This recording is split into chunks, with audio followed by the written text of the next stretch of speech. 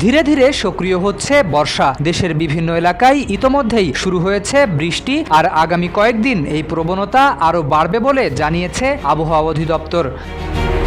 বুধবারের পূর্বাভাসে বলা হয়েছে, চট্টগ্রাম ও সিলেট বিভাগের অনেক জায়গায় এবং রংপুর, রাজশাহী, ঢাকা, ময়মনসিংহ, খুলনা ও বরিশাল বিভাগের কিছু কিছু এলাকায় দমকা হাওয়া ও বজ্রপাত সহ হালকা থেকে মাঝারি ধরনের বৃষ্টি হতে পারে। কোথাও কোথাও মাঝারি থেকে ভারী বর্ষণেরও সম্ভাবনা রয়েছে। তবে দিন ও রাতের তাপমাত্রা প্রায় অপরিবর্তিত থাকতে পারে।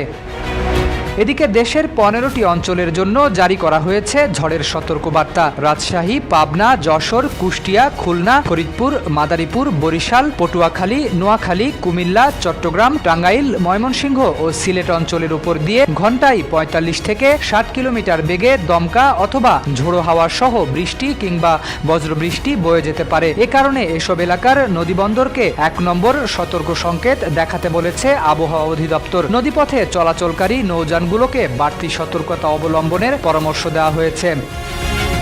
রাজধানী ঢাকাতেও মঙ্গলবার মধ্যরাত থেকে শুরু হয়েছে বৃষ্টি। বুধবার সকাল জুড়েই ছিল মেঘলা আকাশ। আবহাওয়ার পূর্বাভাস অনুযায়ী দুপুর পর্যন্ত ঢাকায় বজ্রসহ বৃষ্টির সম্ভাবনা রয়েছে। এ সময় দক্ষিণ অথবা দক্ষিণ পূর্ব দিক থেকে ঘণ্টায় 10 থেকে 15 কিলোমিটার বেগে বাতাস বইতে পারে। ফলে দিনের তাপমাত্রা কিছুটা কমে স্বস্তি ফিরতে পারে। আবহাওয়া অধিদপ্তর জানিয়েছে, বুধবার সকাল 6টায় ঢাকার তাপমাত্রা ছিল 27 ডিগ্রি সেলসিয়াস। আর আগামী 5 দিন জুড়ে দেশের বিভিন্ন অঞ্চলে বৃষ্টিপাতের পরিমাণ আরও বাড়তে পারে। তাই বাইরে বের হলে সঙ্গে ছাতা বা রেইনকোট রাখার পরামর্শ দিচ্ছেন আবহাওয়াবিদরা।